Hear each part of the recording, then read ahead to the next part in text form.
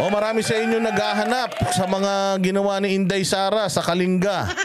O eto, pakinggan natin yung panoorin natin yung kinumpile na video ni Engineer Berto o dito kay Inday Sara sa pagpunta niya sa Kalinga dahil nung nagsabi siya na merong isang matandang babae sa norte na gusto siyang makita, alam ko na kagad na si Apo Wangod yun at nagpatato siya yung 3 tuldok na ganun.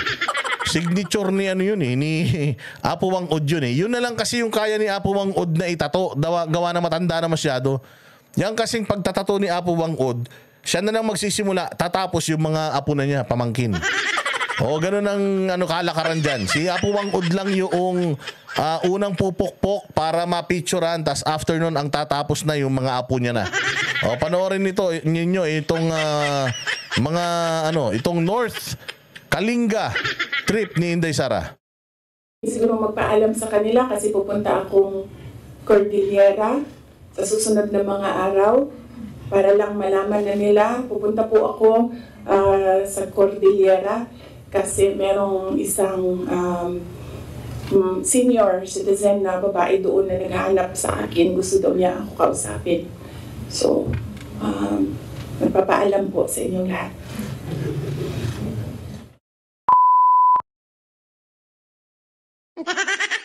They say let's stick to the plan. Their intentions are drawn in the sand. Oh. Patay tayo, copyright yan. But the eagle's heart is brave and clear. She steps into the lair without Aya, wag na natin lagyan ng background music. Okay, yung Banateros na yung background music natin.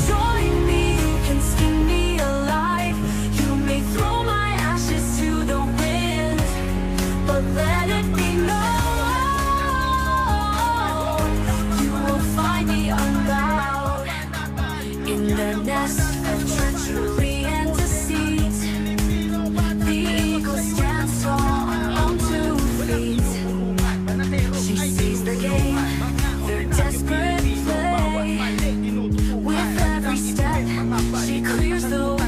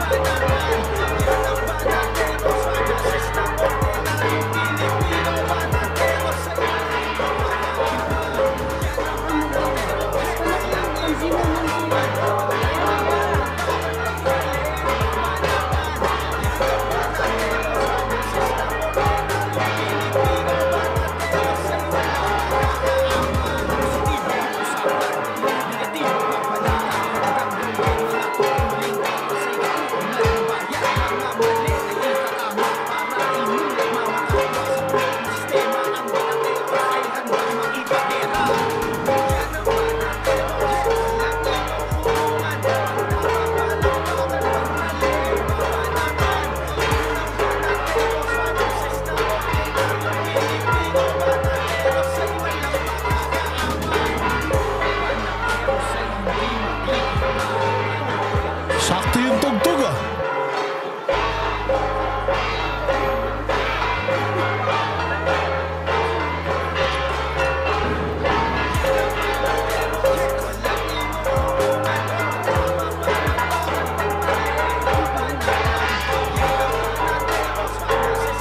Ganda ni Inday, no?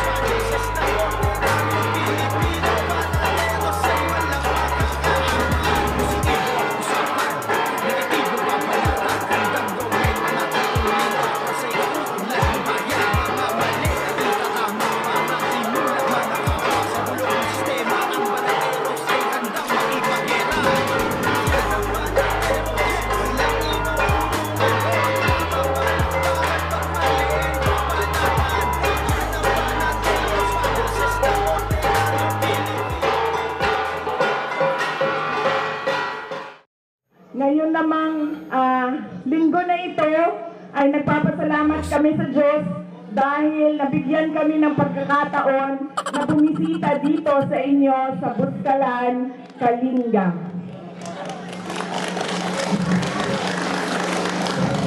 Mahaba po yung biyahe at malayo po yung biniyahe namin. Ay, grabe. Sana nag-helicopter ka. Yung ang presidente natin lapit-lapit lang ng Bulacan, nag-helicopter pa. Layo dyan. Papunta ng Buskalan, Diyos mio. Siguro abuti ka mga 15 hours dyan. Tapos 2 oras pa yung lakaran. Naubo na. Kahapon po, galing kami sa San Juan, Mandaluyong. Tapos nagbiyahe kami papunta sa Isabela. Tumigil kami sa Santiago City.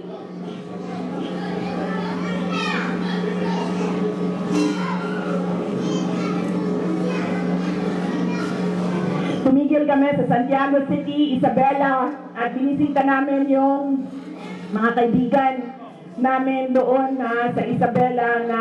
Oy, salamat Ramon Jaramillo. Nako, mabuti na lang. Nandiyan dyan si Ramon.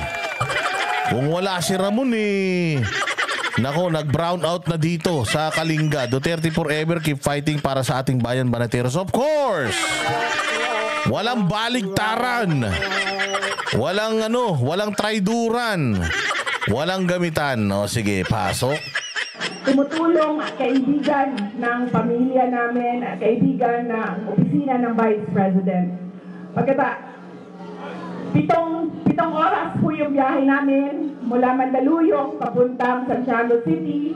Doon na po kami natulog at kaninang maaga kaming umalis sa Santiago City, Isabela, papunta dito sa inyo sa Buskalan. Dumating po kami, umalis kami sa Santiago City ng alas 5 ng umaga, dumating kami dito sa inyo alas 12 ng tanghali, 12 noon. At sobrang masaya ako dahil napakabait at tinanggap kami ng mga tiga Buskalan. Masaya ako dahil nakita ko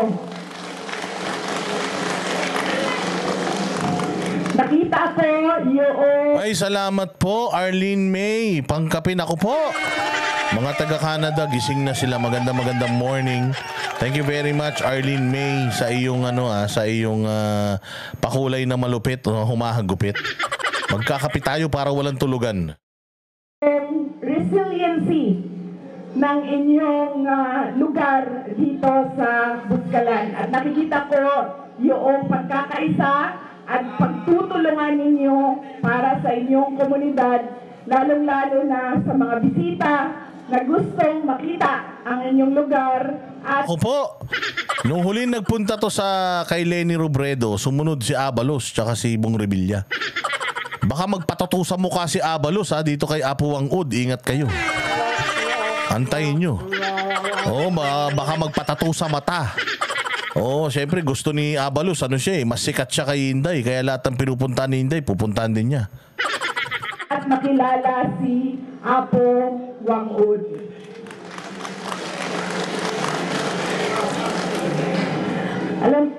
Noong bago kami umalis sa Manila, nagpaalam ako sa nanay ko.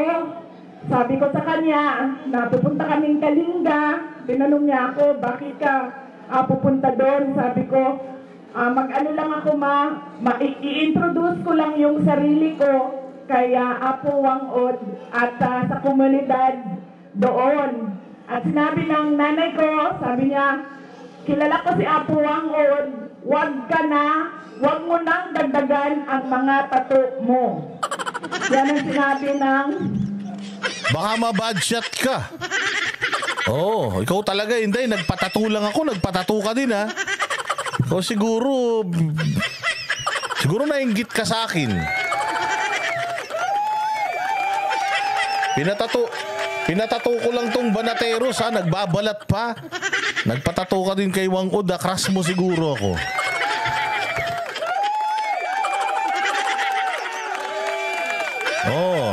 Mamaya magpatato din si Baka mamaya magpatato si Migs Nograles ng pangalawang ilong.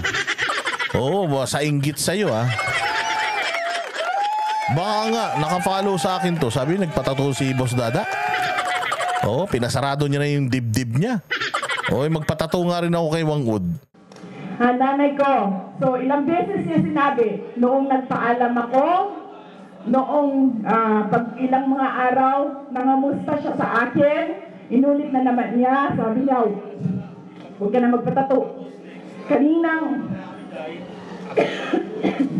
Kaninang umaga, sabi ko, ma, nandito na kami sa Kalinga. Ang sagot lang niya sa akin, huwag ka magpatato. Pero kanina, hindi ako nakapila para magpatato. Sinusuportahan ko lang yung mga kasamahan. Ay, oo, maganda tong sinabi ni Pinoy Crew. Take note, pumapalakpak ang mga tao kahit wala siyang dalang 5 kilo ng bigas at 5K cash!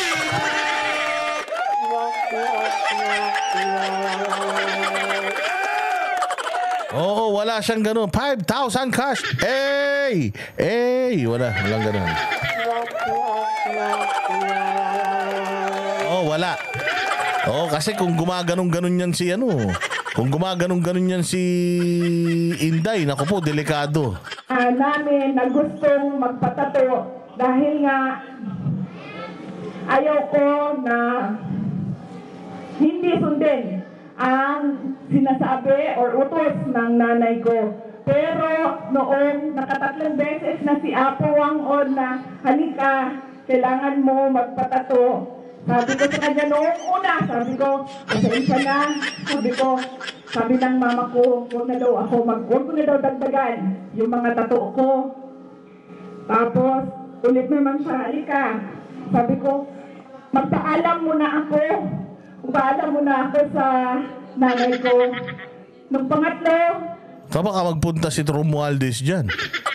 Baka patatuan niya yung patatuan niya yung pilik mata niya.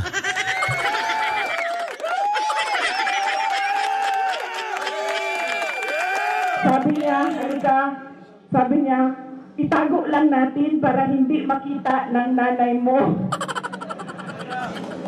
Sa pang-apat, hindi na ako nakahindi dahil ang isang senior citizen na mismo ang 4 na beses na nagsabi na tatuan kita. Kaya masaya din ako dahil meron din ako tulad ninyong lahat na tato ni Apo Wangod. Maraming salamat po, Apo.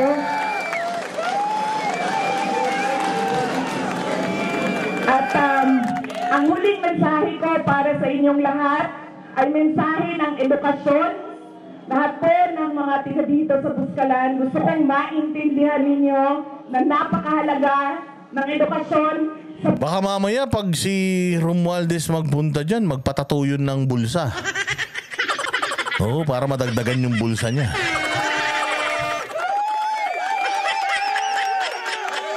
Buhay ng mga anak ninyo. Kami po doon sa Davao City.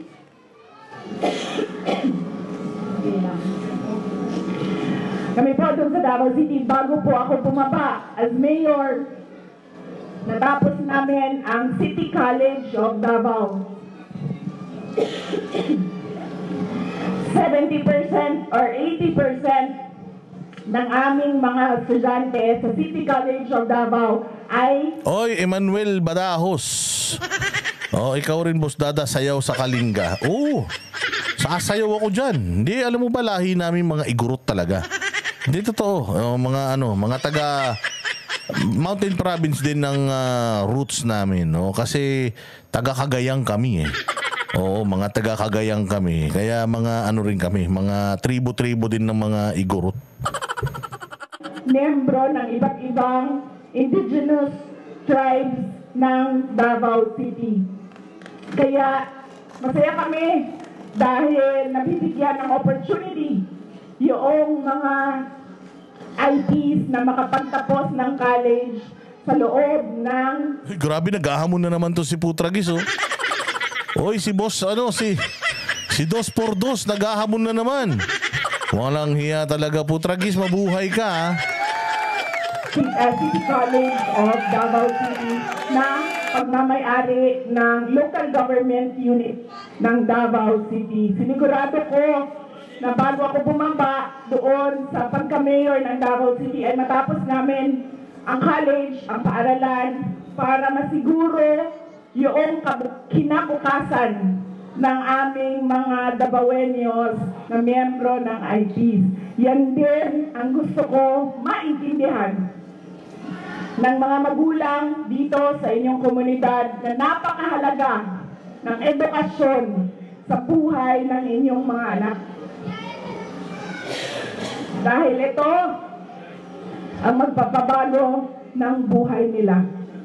Meron po akong example na pinasimple ko ang explanation o halimbawa para maintindihan ng mga bata kung bakit mahalaga ang edukasyon sa buhay nila. Kunwari ay itong programa natin ngayong hapon na ito ay graduation natin lahat. Ito po ang ating mga honors, valedictorian, ang ating third honors. Lahat po tayo gagraduate ng nursing. Graduate tayo lahat ng nursing. Nakapagtapos tayo ng nursing. Meron tayong isang classmate na galing sa may kaya na pamilya. Yung kanilang pamilya, may hardware, may pharmacy, may grocery, may piggery, walang problema ang pera. Pasok lang ng pasok sa negosyo ang pera. Ang anak nila, walang problema. Bayad ang tuition, may kinakain araw-araw, meron siyang mga gamit sa paaralan na kailangan niya. Meron tayong isang classmate galing sa pamilya na naghihirap. Ang kanyang tuition, inuutang ng mga magulang niya para mabayaran. Ang kanyang pagkain, minsan meron, minsan walang kain, pumapasok sa paaralan. Walang gamit, walang libro, nanghihiram lang sa mga classmates ng gamit sa paaralan at mga libro. Pero sa araw na ito, nag-graduation natin ng nursing, walang mayaman, walang mahirap. Bakit? Dahil pareho tayong lahat dito nakapagtapos ng nursing. Ibig sabihin, kung yung nakapagtapos na galing sa mahirap na pamilya, ay pareho na ang oportunidad niya na makapagtrabaho bilang nurse sa isang graduate na galing sa mahirap na pamilya. Pareho na silang pwede mag-apply sa hospital, pareho na sila pwede maging nurse. Wala nang mayaman, wala nang mahirap. Pareho na sila. Kaya napakahalaga na maintindihan yon ng ating mga anak. Yan ang magpapabago sa buhay nila. Alam nyo, ano ko lang, pasimplehin ko. Ang haba nung explanation ni Inday Sara. Si Inday Sara, tulungan kita. Tulungan ko si Inday Sara. Ang ibig niyan sabihin dito, with proper education, malilevel noon yung napakalaking gap ng mayaman at saka mahirap. Kasi yung gumraduate na mayaman ng nursing at yung gumraduate ng mahirap na nursing ay meron ng equal opportunity. So in order for us to have equal opportunities, we should value education. Yon.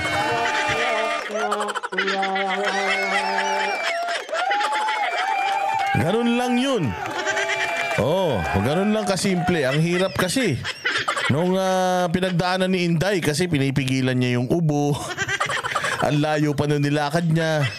Tinatuan pa siya ni tinatuan pa siya ni Wangod. Kaya ganun medyo mahaba mahaba yung explanation ni Inday.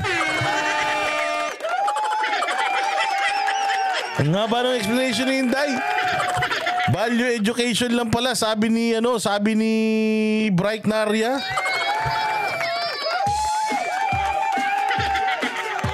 Ganun yun. Oh, so pantay-pantay tayong lahat, pare-parehas tayong nursing graduate.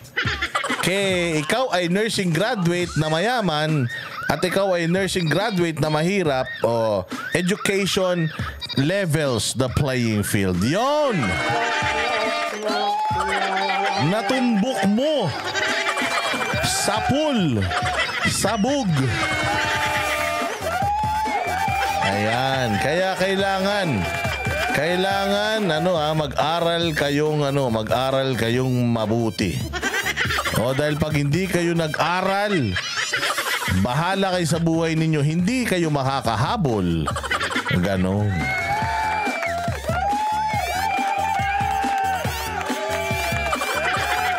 Ganon yun.